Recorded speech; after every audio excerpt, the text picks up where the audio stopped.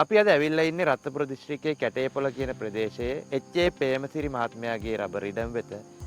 මේ ප්‍රදේශය ගැන කතා කරොත් නිරන්තරයෙන් ජල ගැනීමට ලක්වන ප්‍රදේශයක් බැවින් සමහර නිර්දේශයන් ඒ ආකාරයෙන්ම ක්‍රියාත්මක කරන්න බැරි වුණත් එච්.ඒ. ප්‍රේමසිරි මහත්මයා ඉතාම සාර්ථකව මේ ඉඩම් වගා කරලා තියෙනවා. ඉතින් අද බලාපොරොත්තු වෙනවා රබර් වගා කරපු ඔබට සහ රබර් වගා කරන්න බලාපොරොත්තු වෙමින් ඉන්න ඔබට අපරිණත වගා නඩත්තුවේදී ඉතාමත් වැදගත් අංගයක් වන අමතර අතු උත්පාදනය ගැන කතා කරමු. අපි රබර් ගහකින් බලාපොරොත්තු වෙන්නේ කිරි කප අසන්නක් ලබා ගැනීම. මේ සඳහා අපිට අවශ්‍ය වෙනවා ඉතාමත් ඍජු අඩි 8ක් වෙනකල් උස කඳක් සකසා ගැනීම. මෙහිදී අපි අඩි 8ක් උස යනකල් අපේ රබර් ගහේ අමතර අතු ඉවත් කිරීම සිදු කරනවා. පොළොව මට්ටමේ සිට අඩි 8ක් වෙනතුරු ඍජු කඳක් පවත්වාගෙන එතනින් ඉහළට අතු උත්පාදනය නොවෙනවා නම් රබර් ගසේ අපි අතු උත්පාදනය කළ යුතුයි.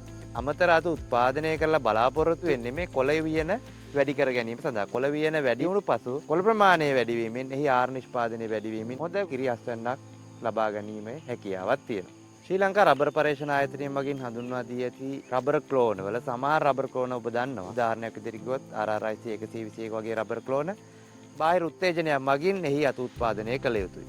මේ වගේ අඩි 8කට වැඩිය උස ගිය ගසකට අතු බෙදීම සිදු නොවන අවස්ථාවක අපි අමතර අතු උත්පාදනය කිරීම සිදු කරනවා. සාමාන්‍ය කෘෂිකාර්මික භෝගවලදී ගස් පුහුණු කිරීමේදී අපි අග්‍රස්ථ අංකුරය ඉවත් කරනවා. අග්‍රස්ථ අංකුරය ඉවත් කිරීමෙන් ලබා ගන්නා අංකුර වලින් ගස පුහුණු කිරීම සිදු කරනවා. නමුත් අපි රබර් වගාවේදී කිසිම විටකදී අග්‍රස්ථ අංකුරයට හානි වීමක් සිදු කරන්නේ නැහැ. රබර් ගසේ අග්‍රස්ථ අංකුරයට මොනයම් හේතුවකින් හානි වුවත් මෙන්න මේ වගේ විකෘති ස්වභාවයක් රබර් ගහේ ඇති වෙන්න පුළුවන්. අග්‍රස්ථ අංකුරයට හානි වූ පසු එයින් ලැබෙන අංකුරවල ශක්තිමත් භාවය අඩුයි. ඉතින් තද හුලකදී පවා කඩා වැටීම සිදු වෙන්න පුළුවන්. රබර් වගාවේ අමතර අතු උත්පාදනයේදී අපි ප්‍රධාන වශයෙන් ක්‍රම දෙකක් භාවිතා කරනවා. එකක් තමයි ලීෆ් ෆෝල්ඩින් ක්‍රමය, අනිත් එක තමයි කැප් සිස්ටම් එක.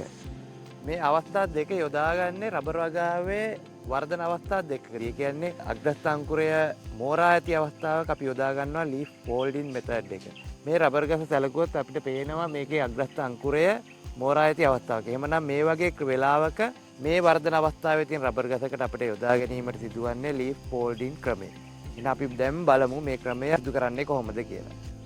ගසක් නමා ගැනීමේදී අපි සැලකිලිමත් වෙන්න ඕනේ කාරණා කීපයක් තියෙනවා. ඒ ගස ඇලයකට ලක් වෙලා තියෙනවා නම් ඒ ඇල පැත්තට ගස නමා ගැනීම වැදගත්. එහෙම නැත්නම් කඳු ආශ්‍රිත ප්‍රදේශයක රබර් වල තියෙනවා නම් කන්දේ බෑවුමේ ඉහළ පැත්තට ගස නමා ගැනීමෙන් ගසට සිදුවන හානිය අවම කර ගැනීමේ හැකියාවක් තියෙනවා. ගස නවාගත් පසු ගසේ පවතින කොළ කීපයක් රැගෙන එය අග්‍රස්ථ අංකුරයේ වැහෙනසේ තබා ගන්නවා. ඉන්පසුව හතර පැත්තෙන් අතු කීපයක් සිටිනසේ තබාගෙන අග්‍රස්ථ අංකුරය සම්පූර්ණ කොළ වලින් වසා ගැනීම සිදු කරනවා. මෙන්න මේ ආකාරයට හතර පැත්තෙන්ම කොළ වලින් වසාගත් පසු අපි රබර් පටියක් ආධාරයෙන් මෙන්න මේ කොළ ටික රඳවා ගැනීම සිදු කරනවා. දැන් ඔබට පේනවා ඇති මේ අග්‍රස්ථ අංකුරය සම්පූර්ණයෙන්ම මේ ගසේම තියෙන රබර් කොළ ආධාරයෙන් සම්පූර්ණම වසා ගැනීම සිදු කරනු ලබනවා.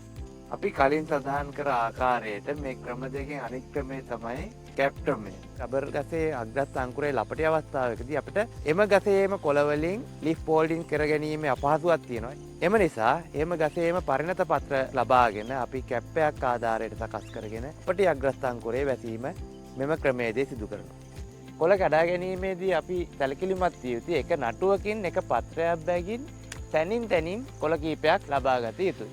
අපි කඩාගත් රබර් පත්‍ර එකින් එක තබා කැප් එකක් ආකාරයට සාදා ගැනීම සිදු කරනු ලබනවා. සකස් කරගත් රබර් පත්‍ර රබර් ගසේ තියෙන ලපටි අංකුරයට හානි නොවනසේ තබා රබර් පටියක් ආධාරයෙන් රඳවා ගැනීම සිදු කරනු ලබනවා.